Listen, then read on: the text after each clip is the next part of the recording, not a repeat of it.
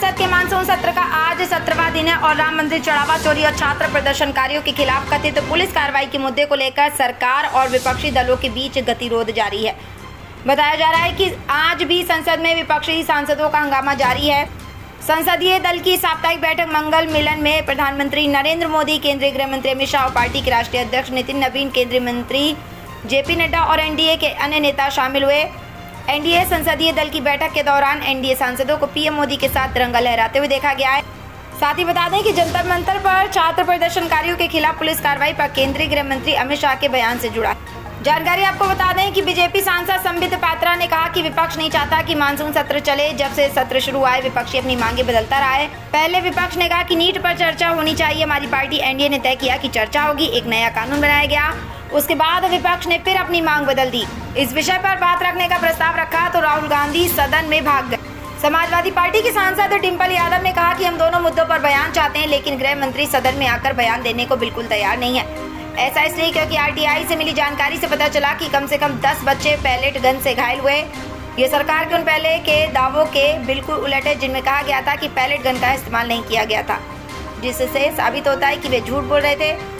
इसके अलावा सरकार ने वादा किया था कि बच्चों के खिलाफ कोई एफआईआर दर्ज नहीं की जाएगी। फिर भी अब एक 15 साल की लड़की के खिलाफ 0 एफआईआर दर्ज की जा रही है, जिसमें उसकी उम्र गलत तरीके से 25 साल बताई गई है। लोकसभा स्पीकर ओम बिरला ने सांसदों से अपील की है कि वे अपना विरोध प्रदर्शन रोकें और सदन की कार्रवाई सुचारू रूप से चलने दें। उन्होंने कहा कि गृह मंत्री छात्रों के मुद्दे पर जवाब देने को तैयार हैं। उन्होंने सत्ता पक्ष और विपक्ष दोनों ही तरफ के सांसदों से सदन को काम करने देने का आग्रह किया।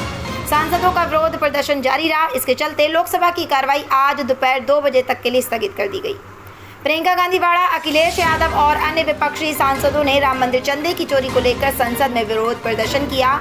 बीजेपी सांसद सुधांशु त्रिवेदी ने कहा है कि उनकी कोई रणनीति नहीं है। उनका मकसद सदन में कोई सार्थक चर्चा करना नहीं बल्कि सिर्फ अराजकता फैलाना है।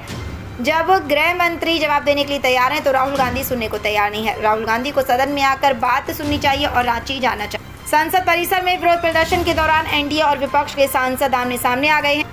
साथ ही झारखंड में प्रदर्शन कर रहे छात्रों के खिलाफ पुलिस की कार्रवाई को लेकर एनडीए नेताओं ने संसद परिसर में मार्च निकाला।